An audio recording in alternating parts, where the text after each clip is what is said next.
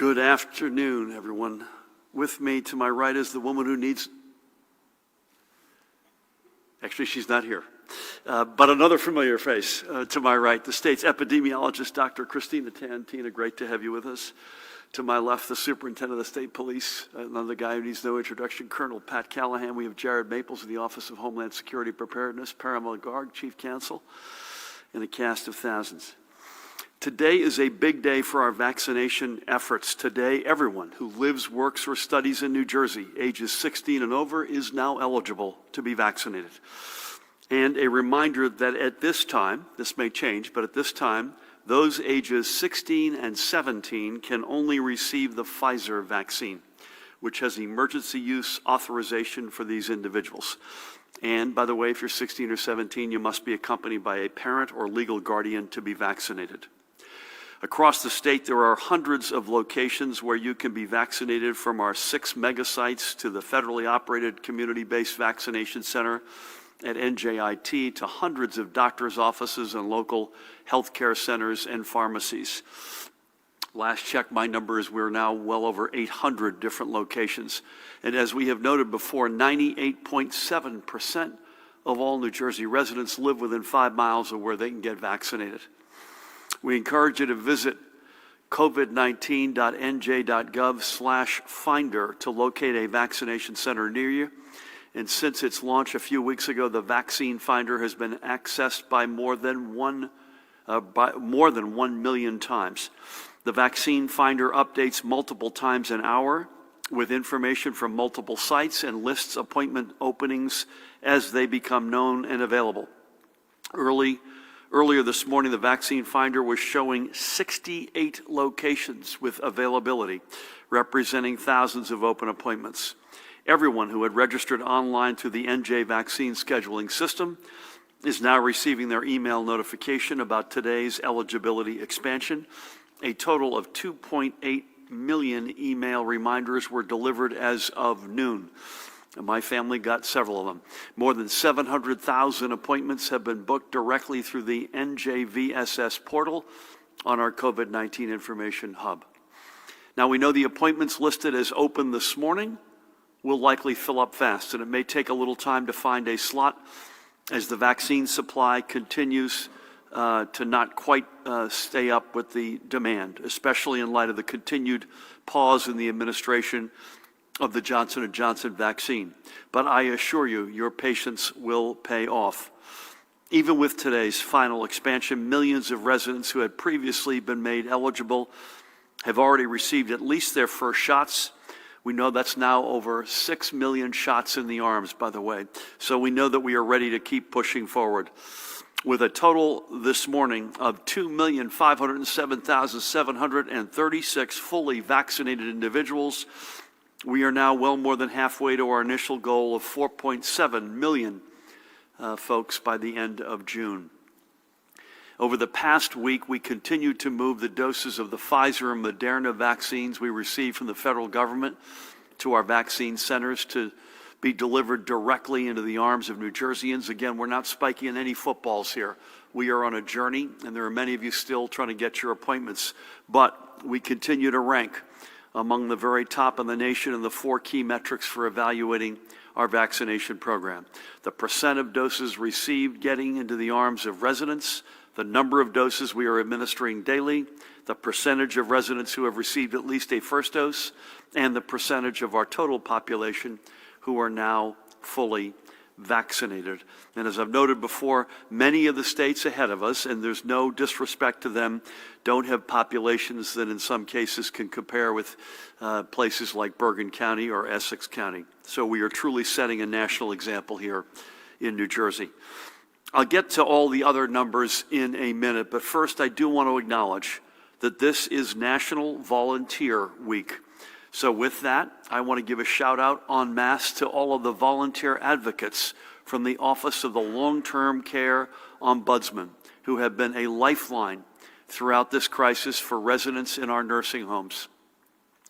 These are selfless volunteers who, prior to the pandemic, visited assigned nursing homes for at least 4 hours every week, sitting and speaking with residents, listening to their concerns, and working with the nursing staff to resolve problems for the resident. Once the pandemic took hold, these essential volunteers continue to maintain their connections with residents and families, even though they may not have been able to physically be with them. And in particular, I want to highlight two of these volunteers who are making a difference in the lives of residents in our nursing homes. First up, on the left, Lakeisha Leach is an Air Force veteran and a volunteer with Jefferson Healthcare Center in Washington Township in Gloucester County. Over the past year, she has held weekly Zoom meetings with the residents she works with, keeping open vital lines of communication to ensure she knew what was happening at the facilities where she dedicated her time. For many residents, the weekly check-ins with Lakeisha was a chance to hear from a friendly face, to talk about memories and hopes for the future. Another volunteer on the right, Laura Redmond, who is assigned to a Vista Care in Cherry Hill in Camden County. In the depth of winter, Laura personally crafted cards and notes for her residents and delivered them to the nursing home, where they were gratefully and enthusiastically received by the residents she has gotten to know and advocate for. One resident in particular is a 92-year-old Holocaust survivor with a deep love of reading. Knowing this, Laura delivers books to her friend, and they chat on the phone about books and about life in weekly phone calls. Laura's and Lakeisha's passion and ingenuity are inspiring, and they are representative of the passion and ingenuity of every volunteer ombudsman.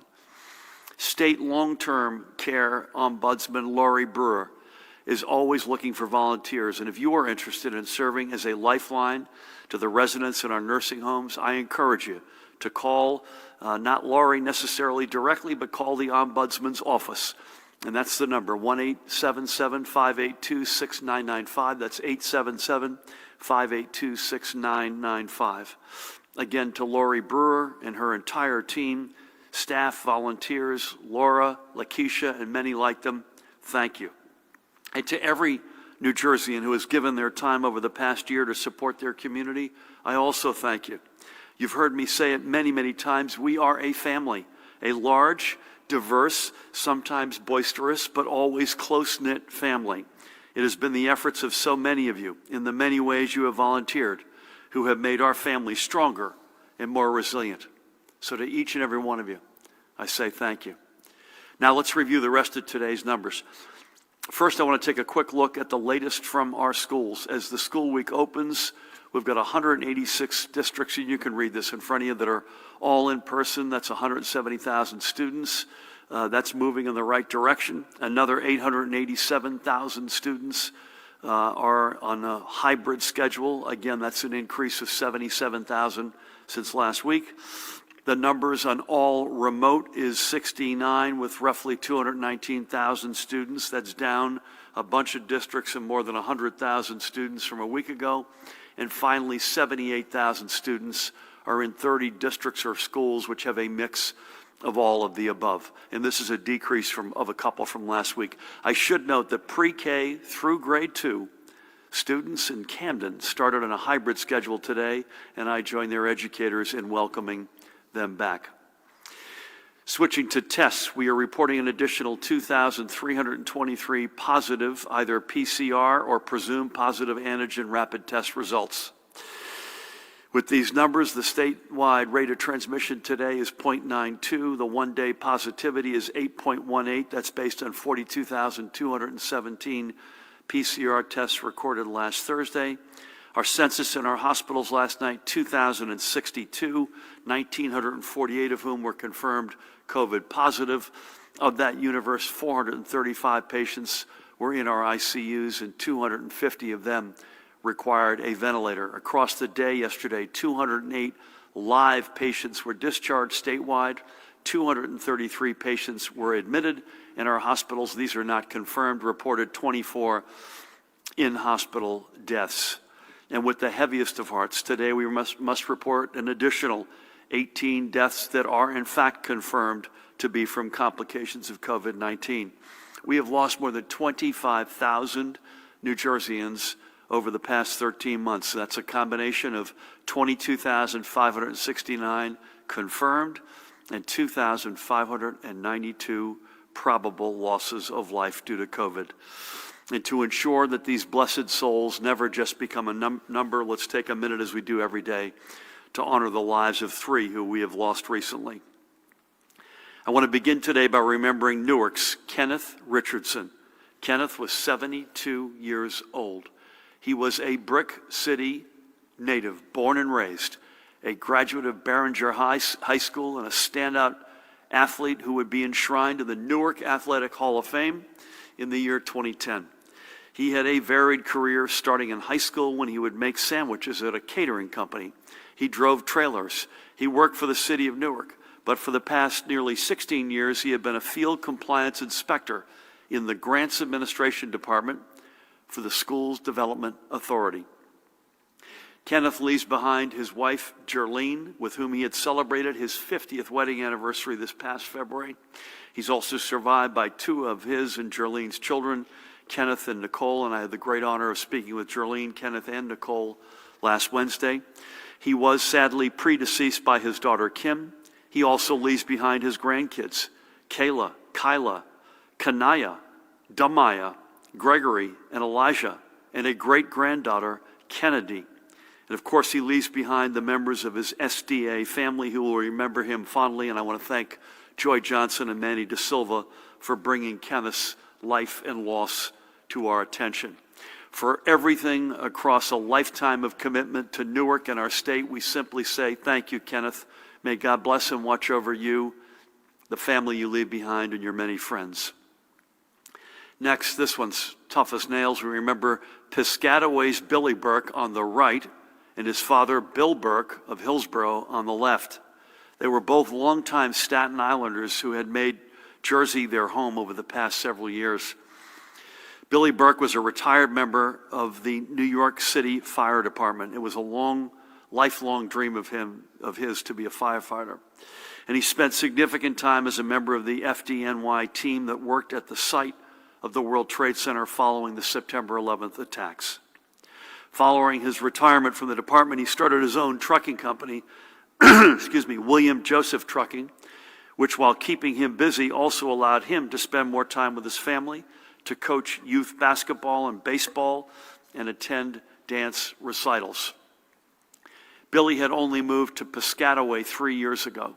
He leaves behind his children, Haley, Sarah, and William, his mother, Patricia, among countless friends and members of the FDNY family. God bless that guy. But 3 weeks after losing Billy, again, Billy's on the right, the Burke family lost its patriarch on the left, Bill, at the age of 83. Also born and raised on Staten Island after a stint as a cook in the U.S. Army, Bill earned a degree in accounting and embarked on a career in business that would see him spend the majority of his time at the investment firm Solomon Brothers, where he was a vice president. Bill was a dyed-in-the-wool sports fan. Pat, make sure you're paying attention here because this one moves around a bit. He grew up a Brooklyn Dodgers fan who never got over Bobby Thompson's shot heard round the world. Not many people did. And he was forced to switch allegiances after the Dodgers left Brooklyn for Los Angeles. And those allegiances were split between the Mets and the Red Sox. Think about that for a second. And when it came to football, there was only one team, the New York Football Giants. Bill leaves behind his daughter and Billy's sister, Laura, and I had the great honor of speaking with Laura on Wednesday. And in addition to Billy's children, he also is survived by another grandson, Connor, as well as by his brother and Billy's uncle, David. Both father and son were especially proud of their Irish heritage. And as Billy would often remind his children, the pot of gold can be found at the center of the heart and not always at the end of the rainbow. We hope those words and their true meaning provide comfort. We are honored that the Burkes would come to call New Jersey home and that they joined our family. And we will remember them both, and we pray that God blesses each of them and the families they leave behind. Just as we pray, he blesses every family who has lost a loved one to this virus. As I noted a few minutes ago, we remember Kenneth, Billy, and Bill, and every one of the hundreds of others we have honored from this table, from among the more than 25,000 lost, to ensure that we always remember that these are real people, real faces, with real families left behind. We don't want anyone ever, ever, ever to just be a number. We honor them all. Let's switch gears and end the day on this side, at least, with some good news. This guy is Jesus Calderon, known as Jay by many. He is a Cuban immigrant who has called New Jersey, and specifically Perth Amboy, home for the past 40 years. Jesus owns Your Cuban Cafe, located next door to Perth Amboy's NJ Transit rail station. Prior to the pandemic, Your Cuban Cafe was the place to grab a cup of coffee and a quick breakfast before grabbing a train to work or school, or to pick up a plate of traditional rice and beans on the way home. When the pandemic took hold, however, the crowds that kept Jesus's dream going disappeared, and the future of Your Cuban Cafe was put in doubt. Thankfully, Perth Amboy has been working with the Department of Community Affairs to receive direct grant funding through its Neighborhood Preservation COVID-19 Relief Grant Program. And Jesus was also able to get vital assistance through that. Not only has the DCA funding allowed him to catch up on his expenses, but he was able to set the restaurant up to take online orders for the first time. Today, Jesus and Your Cuban Cafe continue to serve the Perth Amboy community.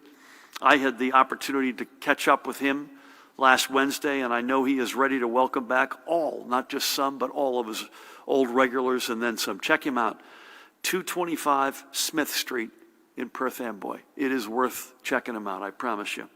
Jesus's spirit and optimism for the future is something we all share. And with everyone who lives, works, or studies in New Jersey now eligible for vaccination, it is up to us to move us even more quickly to the stronger, fairer, and more resilient future that we know awaits us. So again, start checking now for available appointments and get vaccinated as soon as you can. Together, we are going to continue to be a national leader. With that, it is now my pleasure to turn things over to the woman on my right, the state's epidemiologist stepping in for Health Commissioner Judy Persichelli. Please help me welcome Dr. Christina Tan. Thank you, Governor. Good afternoon. Throughout the pandemic, the department has been partnering with the New Jersey Poison Information Center to answer questions about the COVID-19 health emergency. Trained healthcare professionals at the call center have been available to the public since January of last year, and they've answered more than 100,000 calls.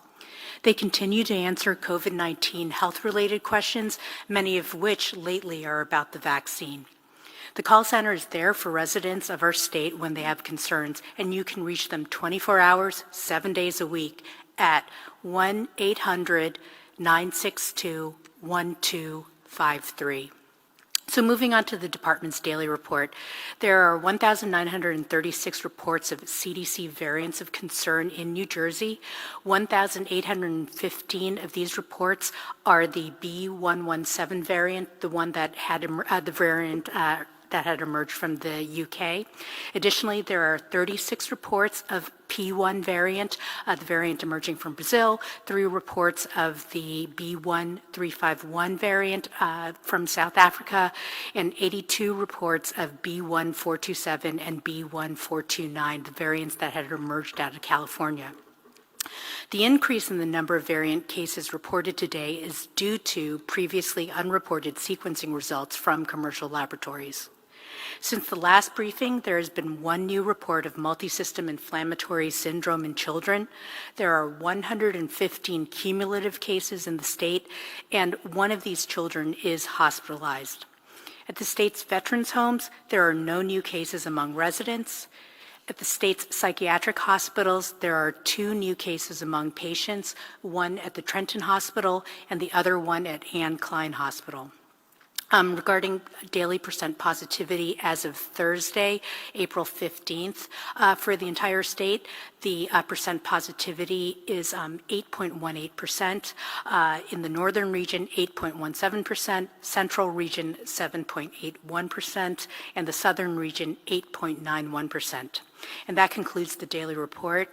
Please continue to mask up, social distance, stay home when you're sick, get tested, and get vaccinated. Tina, great to have you with us, as always. And thank you for stepping in for the commissioner, who, by the way, is in great form, just could not be with us today. Again, thank you for everything. Pat, great to have you. Compliance feels like it remains on the low side, which you can verify or challenge that. Weather's decent. Tomorrow, I think, is going to be the nicest day of the week, it looks like. But again, we need to get ourselves more living outdoors than indoors. And we still need more troopers to sign up to become, or applicants rather, to sign up to become troopers. So for all the above, great to be with you. Thank you, Governor. Good afternoon. Since we last met, just one EO compliance that was reported to the Rock. That was Millburn Police had responded to a domestic incident at a residence. That subject resisted arrest, ultimately spit on the arresting officer, and was COVID positive. So Essex County Prosecutor's Office is reviewing additional charges that are pending against that individual in addition to the EO complaint. To your point, Gov, weather is pretty decent. Might be a little windy Wednesday and Thursday, but we're keeping an eye on that. And yes, as of this morning, we had just over 2,200 candidates apply. A reminder, NJ.com, that remains open until Friday at midnight, so we only have really 4.5 more days. It's been a full court press between the governor, myself, the attorney general, a lot of calls, radio shows, just really trying to get the word out there, and hope that the women and men sign up again to join us for our next century of service to the great state of New Jersey. NJTrooper.com. Thanks, Governor. And Pat, we've got a meeting. You and Jared and the Attorney General and I are actually going to meet right after this, and that's going to be a topic on our list. You were on WBLS on Sunday morning open line. Yeah, it was great. One of the great, I think one of the singular great American call-in programs.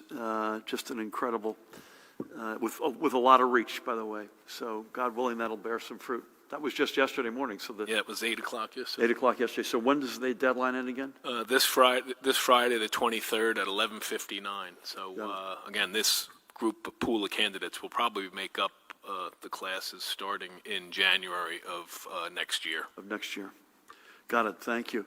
I think we'll start over here, Charlie, with you. Before we do, we're going to be, I think, on the regular rhythm this week. We'll be virtual tomorrow. And we will be back here, unless you hear otherwise, at 1 o'clock on Wednesday, and to be determined how the balance of the week looks, but we'll be out and about. And with that, Charlie, good afternoon. Good afternoon, Governor. Actually, Charlie, before you ask, I have to get something off my chest. I mentioned the Mets, Red Sox, Dodgers, New York Football Giants. One guy's opinion, as a huge soccer fan, this Super League idea in Europe is total trash. It is against the fans' interests. It is all about greed, and I hope cooler heads prevail and put it right in the wastebasket where it belongs. Charlie, nothing personal. Over to you, because I know you were going to ask about that. Thanks, Governor. I have 3 items I want to ask about. The first, tomorrow, Highland Park is holding an election that was actually supposed to be held in November. What went wrong and who's to blame for the delay? Wanted to ask if you have any comment on the Middlesex County Democratic Organization's decision to overrule the decision of the Edison Democratic Organization and award the coveted party line to a different set of local candidates. And then I have to ask about the Lincoln Annex School on August 28th. I'd be surprised if you didn't. So on August 28th, you spoke to 2 New Brunswick residents concerned about the plans to close and demolish the school. They tell me you promised to arrange a meeting with your acting education commissioner. On September 11th, your team told me DOE is going to bring those community members in for a meeting. It's my understanding that meeting never happened. On October 16th, the DOE told me they're working to reach out to parents of school-age students in the community to listen to their concerns. I met your acting education commissioner here in December, and I emailed her to ask if these promises were going to be honored, and she has not responded to my emails. The school is currently being demolished, and its 700-plus students are now being bused to a warehouse building in a dangerous part of town. What is your message to the families who have lost their school, and what has your administration done to listen to them or hear them out since these meetings didn't happen or didn't seem to happen? Yeah, I will, on the last one, I'll get Dan Bryan to follow up, because it's not our intention to not follow up, I promise you that. And as I've said this many times before, and I'll leave out all the editorializing, the fact of the matter is we should be able to, and I'm highly optimistic we can have it both ways. In other words, build a new school that is 21st century in the right location for kids of the next generation to attend. I can't turn to Judy today because she's, as you know, an alum of the school. She's not with us, but Tina and I will get the message to her. But also have a world-class cancer center. We should be able to walk and chew gum, and I'm confident that we can and will. And I'll get Dan to follow up. Having said that, it's not our intention to not follow up. I'm going in reverse order. I've got no insights on the process, but I'm honored to endorse Sam Joshi, who is a guy I've known for a lot of years. I think he'll be an outstanding mayor. And I'm very excited to stand with him in the Slate and Edison and the Slate and Middlesex County, where I think Chairman Kevin McCabe does an extraordinary job. I've literally got no insight on Highland Park. So can we come back to you on that? I've got no insight as to why. I think your question is why it went from November to today. I got to come back to you on that. Good to see you. Matt. Good afternoon, Governor. With declining cases and hospitalizations, is it safe to say that any fears of a possible third wave in the state is over? Matt, I apologize. I missed the beginning of that.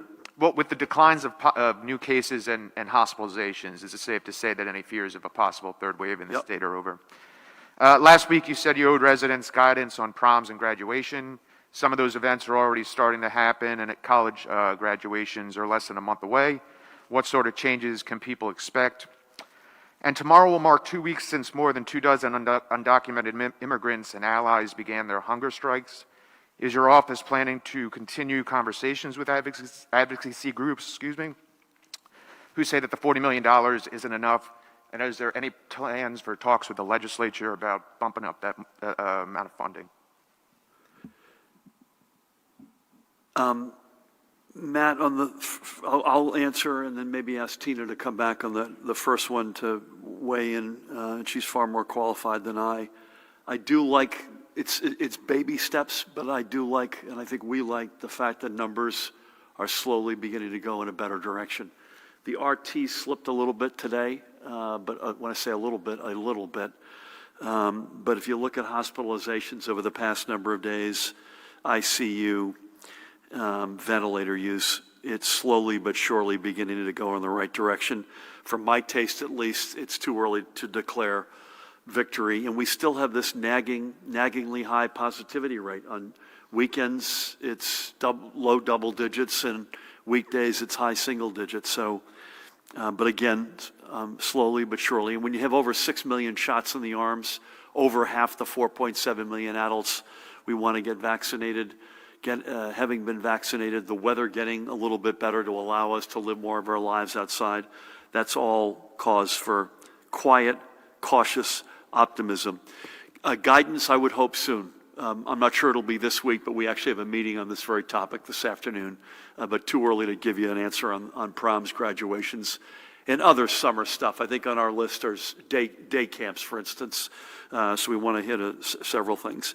And conversations absolutely continue. I was on this morning with a labor leader whose ranks include a disproportionate among members of undocumented brothers and sisters. I was on over the weekend with a leader back and forth with notes of a leader in the Latino community. Our teams have been doing the same. Again, we want to try to get to a good place here, but I've got no news specifically to break.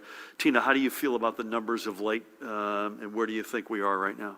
Would agree with you, Governor, that it might be a little too early to predict what our trajectory is right now, but I think we can be cautiously optimistic. For example, when we look at our weekly Cali activity levels, we're starting to see the activities kind of dip a little bit, which is good to hear, good to see in our Central West area.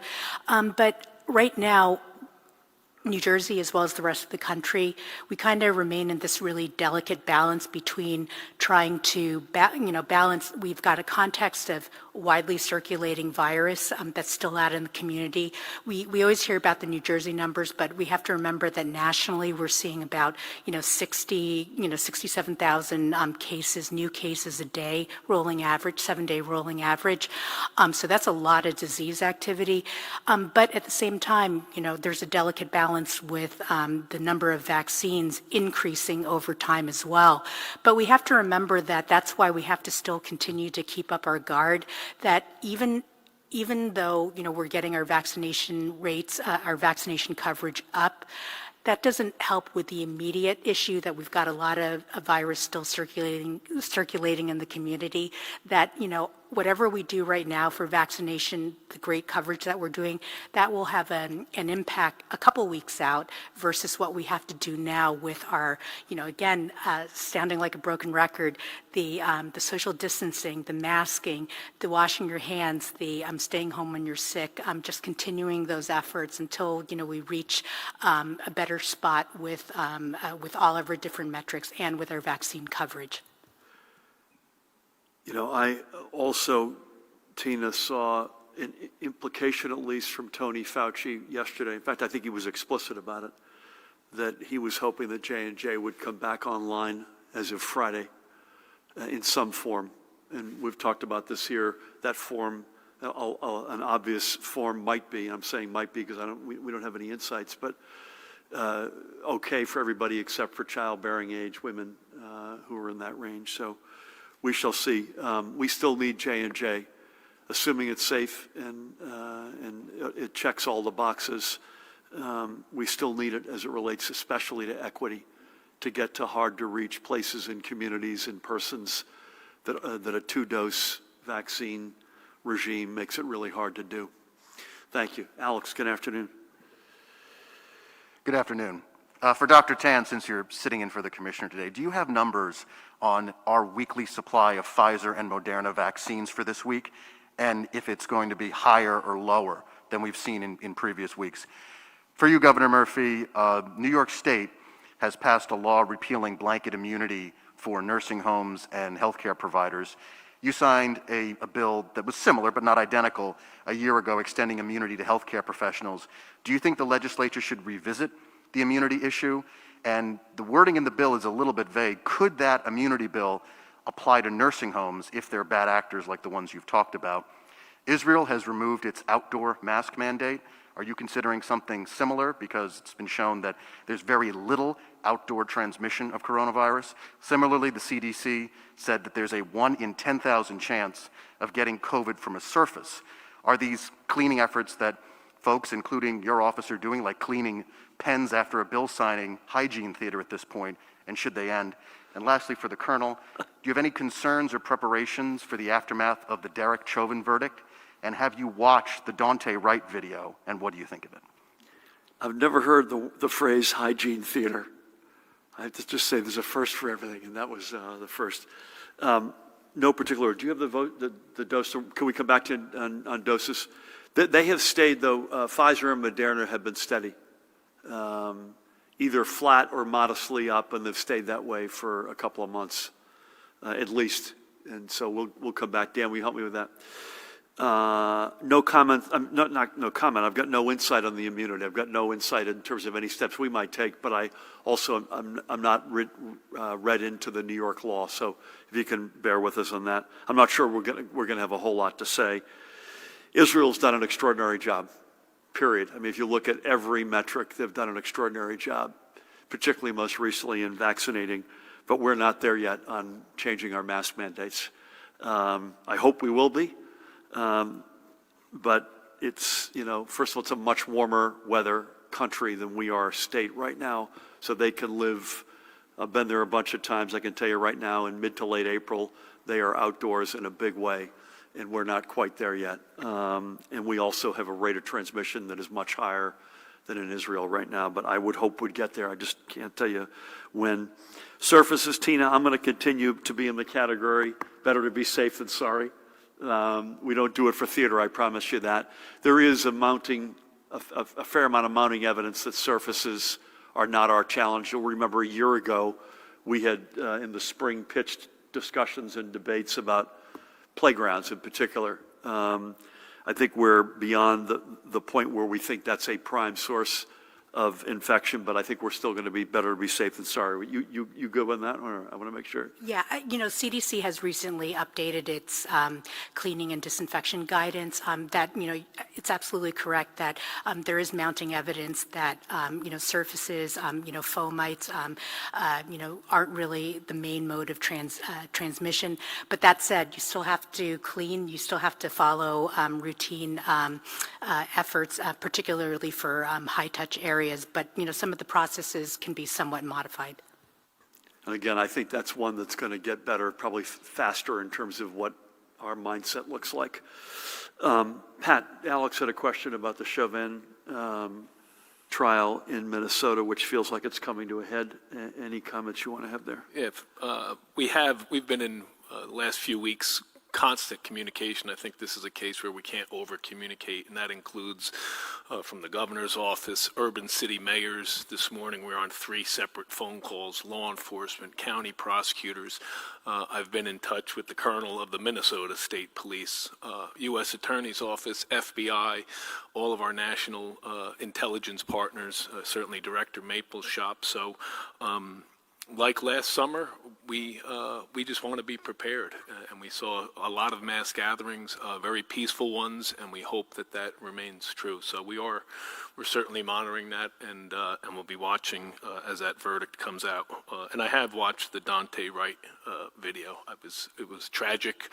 I don't know if it was a training issue, but when that resulted in the loss of his life, just hard to watch, and certainly a tragedy.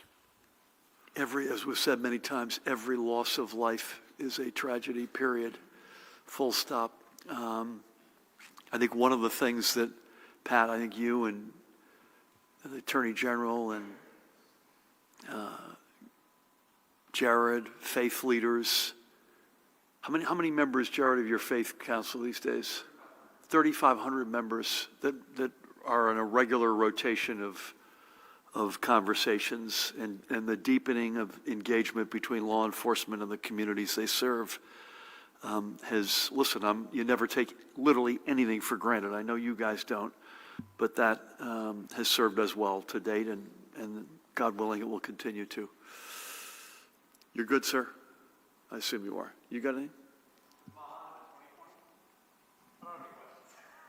You're still looking for the 20?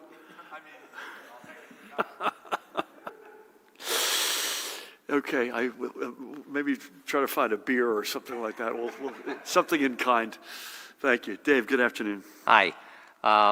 Governor, with the recent talk about booster shots being developed that may be needed annually, there is increasing chatter, we have noticed, about this whole pandemic being exaggerated to control people and quote-unquote train them to follow directives by having people wear masks and follow social distance protocols. Could you and Dr. Tan, the Colonel, and perhaps Jared Maples comment from your own personal experience, have you ever seen a health emergency as serious as the COVID-19 pandemic? Has there been any word, I know we just mentioned that Pfizer and Moderna supplies have been basically steady. Is there any discussion or word about supplies being possibly increased? And with the percentage of minority members getting vaccinated, Judy was saying last week, I believe it was 8% blacks, I think Hispanics were 15%. 19, I believe. Okay, 19%. Shockingly low still compared to whites, 56 or 7%. No, that's not what she meant. She meant 8%, I believe, and she's not here, so I want to make sure. 8% relates to 13% representation in our state. Okay. And the 19 was 19 as it relates to 20 or 21% of the Latino population. Okay, so then not as bad as... Correct. As I want to make sure that be. I believe that's correct. We'll confirm that with you. Okay. If that is correct, still, though, there is a lag in the minority There's community. no question, yep.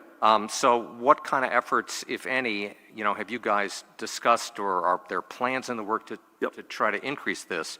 And finally, on the metrics slowly improving, and you just said, Governor, that it's too early to really talk about specific expansion, reopening efforts, but they are coming. What's the message? What do you say to people who say, this is way too slow? Thank you. Yeah, your first question and your last one, Dave, are sort of two sides of a different coin. I was tempted to say that we have been possessed by aliens trying to control the humans in New Jersey. But all kidding aside, I don't know how anyone, and this is not directed at you, I don't know how anyone could look at over 25,000 deaths in this state in 13 months and not conclude that this was an incredibly serious health crisis, and look at the amount of deaths, Tina, that we even reported today. Another 18 confirmed losses of life today, and another couple of dozen in our hospitals unconfirmed. This is, by any measure, a once in a century at least, if not bigger than that, whatever that would be, health crisis and pandemic.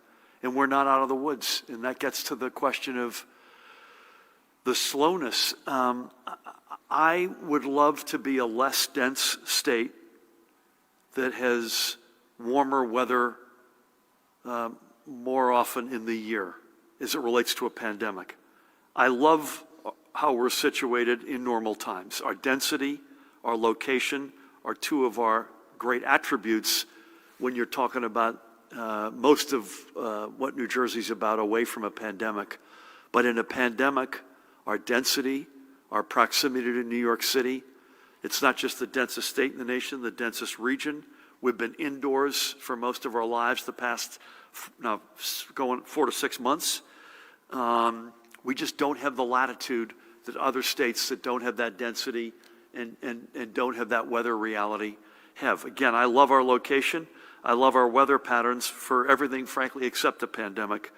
So, and the other thing is this, we pride ourselves in not lurching.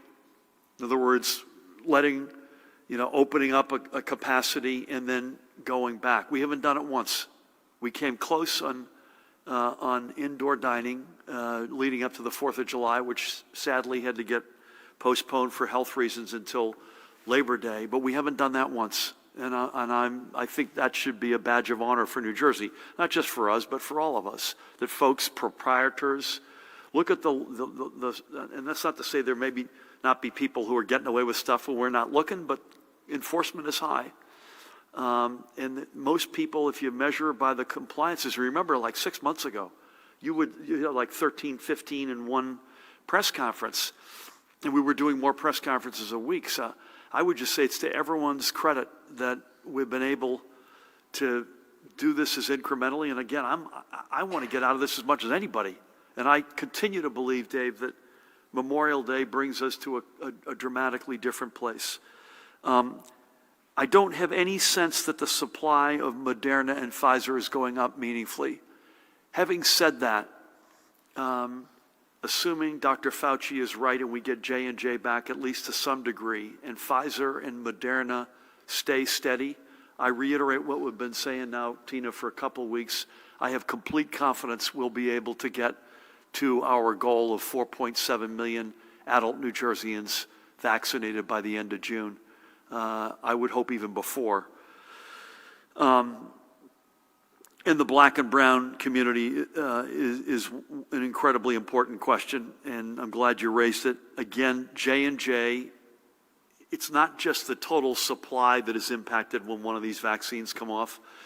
That is the vaccine, that allows us to pursue equity most aggressively. That's not to say we can't do it with Pfizer and Moderna, and obviously the facts show that we are doing it with them, but not at the pace we would like. Remember, only 4%, and I think, Tina, that number is now even lower. That was as of the end of the week. Less than 4% of our total vaccines administered are J&J. So that's the good news. We haven't had an over-reliance on it. The challenging news is it's the single dose, it's the regular refrigeration. You point and shoot. It's the one Judy wants to put in the back of the mobile vans and just drive deep into neighborhoods. So I think it's going to be a combination. And by the way, if it has to be Moderna and Pfizer, we will figure it out. It will be more complicated. But I think it's going to be a combination in terms of equity. God willing, we'll get J&J back online. It'll be mobile. It'll be faith. It'll be community centers, federally qualified healthcare centers. It'll be a combination of a lot of things. We're up over 800 locations. I mentioned this earlier today, and I mentioned that 98.7% of folks live within 5 miles of a vaccine site. We're up to 814 locations. Our goal is to get sites so dispersed that you're within 15 minutes of a walk to a site, and we believe that's achievable. So for all the above, it remains a journey, and we will do what it takes, even if we don't get J&J back online. Thank you. Nikita, good afternoon. Good afternoon, Governor. So Assemblyman Nicholas Sharav-Velati is no longer seeking re-election. I'm wondering if you have comment on the loss of someone who has been a legislative ally of yours, and also whether you share his frustration over party leaders in Hudson essentially designating legislators without any sort of process. On a similar note, have you met the Assemblyman's replacement, William Sampson? Separately, you are now unopposed in the primary. Congratulations. I'm wondering how much time you plan to spend campaigning between now and June 8th. And then finally, I wanted to see if you agreed with Secretary Way's referral of Lisa McCormick's petitions to law enforcement, and whether or not you believe the state should actively investigate allegations of voter fraud like these. Let me start from the top. Nick and I had a very private but yet soulful exchange this morning. He's a friend. I think he's been an outstanding assemblyman. But I have to say Jimmy Davis is a friend, and I think he's been an outstanding mayor. And sometimes these things happen, and you've got two folks you have a high regard for, and you just wish and hope that they can find common ground, and they were not able to. But I think he's been an outstanding assemblyman. And I said to him, no matter what walks of life he or I may stumble through in the years ahead, I hope that we can stay close. And I thank him for his service. I have not met his designated successor. I say successor, obviously he has to win some elections, but I've not yet met him, and I look forward to. Listen, I think we'll take it as we have from moment one. We're going to, Frank Lautenberg had that great line, there's only two ways to run, scared or unopposed. Whether we're opposed or not, we run scared. And this is not a venue for politics, but I will say that we run like we're 10 behind. Now how that actually, what that looks like, given we're in a pandemic, it won't be, my guess is it won't be the traditional big rallies that you would associate in a normal time with a political campaign, but we're taking it very seriously. Real quick, only because I'm being incredibly gracious today, we're going to give you. And I appreciate it. I'm just. And you won't forget this moment ever. In terms of like days or hours in a given week, I'm wondering how much time you plan to spend campaigning. No designated. We're good. Aswin. This is Aswin's last week, by the way, with us. This is will you be with us on Wednesday? You will. No, I'll be with you maybe Friday. Okay, maybe Friday. Thank you for your service, and good luck in your next chapters. I don't have a budgeted time. What we've been doing is a lot of Zooms. And, we basically, I have to obviously be careful. I can't be in a government building doing anything political, so I end up pulling up stakes and go somewhere else, and that'll continue to be the case. A lot of it's virtual. I have no comment on the specifics of Lisa McCormick's referral by the Secretary of State. I'll leave that process to its own resolution. But I would say this, our voting laws are exactly what they are. They're laws. They have to be respected, including by us and anyone else who runs. They have to be taken seriously. They have to be adhered to. You can't get too close to any lines. And again, no comment on her specific situation, but the fact of the matter is we have to take this stuff seriously, and I'm glad we are. So with that, Tina, I'm going to mask up, if it's okay with you. Quick swig. By the way, for you soccer fans, while I'm up here, UEFA has just thrown Manchester City, Real Madrid, and who else was in this thing? PSG out of the Champions League and have awarded it to Chelsea, Pat. So there, who the heck knows? Thank you all. Tina, thank you. Pat, thank you. NJ.com. You have till the end of the week. Please, folks, line up. Jared, Paramel, Dan, Aswin, everybody, keep doing what you're doing. Please get vaccinated. This vaccine finder, can we pull that slide up one more time, Dan? Can we pull the vaccine finder slide up one more time? Is that possible? That thing's been a godsend. There we go. That website's incredibly important and very valuable, and it's been accessed by tons of people, and it gets refreshed multiple times an hour. So it addresses the issue which we rightfully had early on, depending on when you logged on, dictated whether or not, just by happenstance, by pure luck, whether or not you'd get an appointment. This attempts to solve that riddle. Folks, keep doing what you've been doing by the millions, and proprietors, restaurants, small businesses, bars, whatever it might be, by the tens of thousands. We are getting there. There's no question about it. Keep up the great work. God bless you all.